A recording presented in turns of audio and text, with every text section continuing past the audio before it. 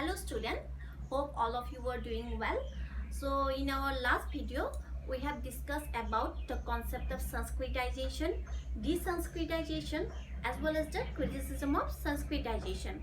And in today's class, we will discuss the later concept of that particular chapter, that is cultural change. Here we will discuss a little bit about the term of culture and the social reform movements in 19th and early 20th century, and how these movements lead to certain kind of changes in the social practices that discriminated against women and lower caste during that particular period. And along with all this concept, we will also discuss about the concept of westernization and the different aspect of westernization. So let's start our class. We all know that the British colonialism has transformed or changed the structure of our Indian society. We all know both urbanization and industrialization had transformed the lives of the people. For example, the factories have replaced the work of certain kind of people, and at the same time the cities replaces the villages for the people to live in. Changes also take place in the culture, in value, ways of life, or even in the body language. Now, let's talk about what do you mean by the term culture. Sociologists have defined the term culture as a socially accepted norms and pattern of behavior. It means that as a social being, our society has recognized certain kind of norms and pattern of our behavior, and we have to follow those norms and pattern in order to live in that society. So hope you got a little bit idea regarding the term culture. Let's talk about the social reform movements that have taken place in the 19th and early 20th century. And 19th and early 20th century was basically the period of Indian freedom struggle, or we can also say that it is the period of combination of Western liberalism with that of the Indian literature. Before the British colonialism, the various kinds of social evils such as the sati pratha, child marriage, widow remarriage and caste discrimination was prevalent in Indian society. It was not that no one has made any kind of attempt. There was various movements such as the Sufi movements, the Bhakti movements. They tried to eradicate the social evils from the Indian society. But the social reform movements of the 19th and the early 20th century has a radical impact in the Indian society that lead to the eradication of the social evils because of the combination of Western liberalism with that of the Indian literature. If we talk about some of the Indian intellectuals such as Raja Ram Mohan Roy, we all know that Raja Ram Mohan Roy abolished the sati pratha, and he attacked the sati pratha on the ground of humanitarian. That means that he said that the sati pratha was always against the humanism. He also attacked this process on the ground of natural right. It means that everyone has the right to live irrespective of any gender, and on the ground of Hindu Shastra. No doubt, before the colonial period, the Hindu culture said that the sati pratha should be prevalent in Indian society. But when the Raja Ram Mohan Roy studied the Hindu Shastra, he recognized that it has not been introduced or it has not been included in Hindu Shastra that sati pratha should be prevalent in Indian society. Like that, Rana De advocated the process of widow remarriage on the basis of Hindu law and Shastric sanction. So, he stated that our Hindu law and our Shastra has sanctionized the process of widow remarriage. Similarly, Sir Syed Ahmed Khan has interpreted the free inquiry with that of Quranic revelation.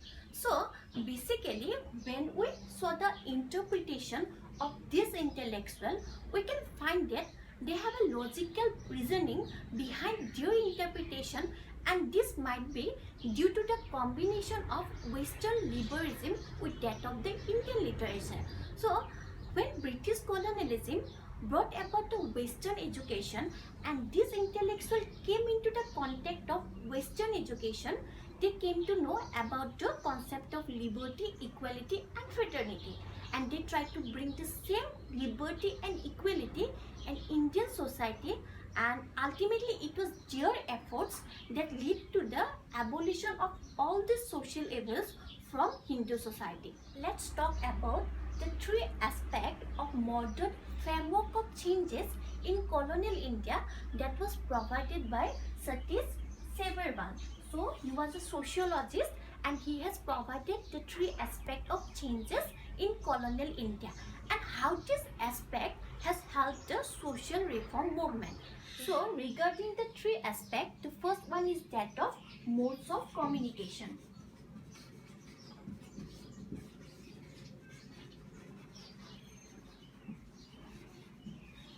And we all know that it was the British colonialism that developed various kind of technologies, and these technologies ultimately speeded up the forms of communication. If we take the example of printing media, or we can say that the printing press, telegraph, and later the microphones or railways have helped in the quick transformation of ideas from one place to another. Or with the help of these modes of communication, the social reformer of Punjab and Bengal, they began to exchange their ideas with the social reformer from Mumbai and Maharashtra. And it is the modes of communication that helped the Christian missionaries to reach the remote area of present-day Meghalaya, Nagaland and Mizoram. Basically, we can say that modes of communication is one of the important aspects that help or that lead to certain kind of changes or that help the social reform movements in the colonial period. Hope you have a clear idea regarding the modes of communication. Now let's talk about the second aspect of the framework of changes in colonial India. That was the forms of organization.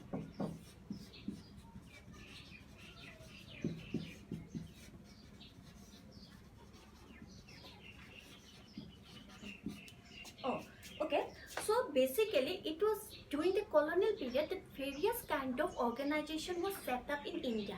Suppose the Brahmo Samaj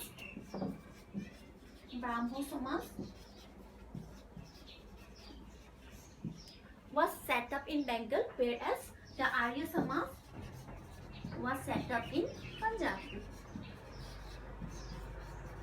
And this kind of social organization or this kind of organization or modes of communication help the social reformer to debate it not in the public meeting, but also they started to debate through the public media like newspaper, television, etc. And ultimately all these modes of communication and forms of organization lead to the translation of writings of social reformer from one Indian language to another Indian language. The third aspect, that is the nature of ideas, is one of the important aspects regarding the framework of changes in colonial India. It was the British colonialism that brought the idea of freedom, idea of liberalism, and also the idea of self-consciousness, pride in the culture and tradition. And during this period, the concept of female education was largely debated. Most of the social reformers have stated that for a nation to develop, it was the women of that particular nation have to be educated. So it was Jyotiba Phule, the social reformer Jyotiba Phule, who first opened the school for women in Pune. Regarding the female education or regarding the concept of female education, most of the social reformers have stated that before the colonial period, the girls or women were also educated in India. But at the same time, some of the social reformers have criticized that girls' education or that female education was only for certain kind of privileged people. So, in our discussion or regarding this all aspect of forms of changes in colonial period, we can say that both all the modes of communication, forms of organization and nature of ideas ultimately help the social reform movements to bring certain kind of social changes in our Indian society. One of the important points regarding all these social reform movements is that they have a common themes, but they have certain kind of significant differences. For example, certain kind of social reform movements were confined to the problem that the upper caste, middle class, women and men face, while others were concerned about the injustices that the discriminated caste face. At the same time, some social reform movements have stated that the social evils in our society emerged due to the decline of two spirit of Hinduism. But apart from this, the social reformer have interpreted their effort to bring certain kind of social changes in our society. If we take the example of Muslim social reformer Jahanara Shah Nawaz, so basically Jahanara Shah Nawaz has interpreted a resolution in All India Muslim Ladies Conference against the concept of polygamy, and polygamy was basically a kind of marriage that was prevalent in Muslim society where a Muslim man can marry more than one woman. So in all the discussion regarding the social reform movements, we have studied or we came to know the social reform movements was an effort of Indian intellectuals to bring certain kind of social changes in our society, or in order to eradicate certain kind of social evils from our societies. And here or in this social reform movements, we have studied about the different kind of aspect that help the social reform movements to bring certain kind of changes in Indian society. The last topic of today's class is Westernization and the different kinds of Westernization.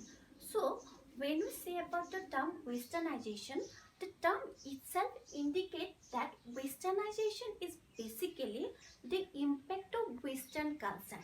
And regarding this term, M.L. Srinivas defined that Westernization is the changes that brought about in Indian society and culture as a result of 150 years of British rule. It means that British colonialism has impacted different aspect of our life. It might be in lifestyle, it might be in the ways of life, it might be in the ways of thinking. So basically he also said that these changes has included at different level. This is at the institutional level, at ideological level, or at the norms and patterns of our behavior. Dear student, regarding the concept of Westernization, there are three different kind of Westernization. The first one is that of ways of thinking. Westernization leads to the emergence of westernized subculture pattern. That means that a small section of people of Indian society came into the contact of Western culture and they adopted their ways of thinking and also advocated their expansion. If we take the example of 19th and early 20th century social reformer, they adopted the Western culture and at the same time they tried to bring the same Western thinking in Indian society that lead to the eradication of certain kind of evils from our society. And regarding the second point, that is the ways of living. So a certain section of Indian people adopted the Western culture in their ways of living.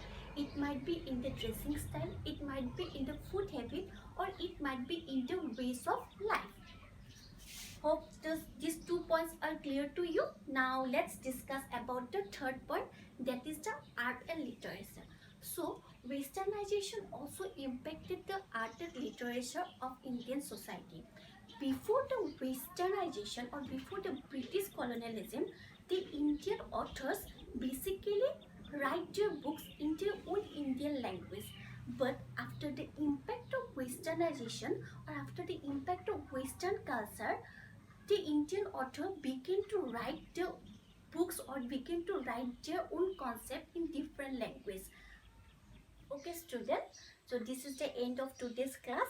In today's class, we have discussed about the concept of culture, the social reform movements, as well as the concept of Westernization and the different kind of Westernization. Hope you have a little bit idea regarding all this concept. So do subscribe the video and hit the like button, and also share the video if you may like. Thank you.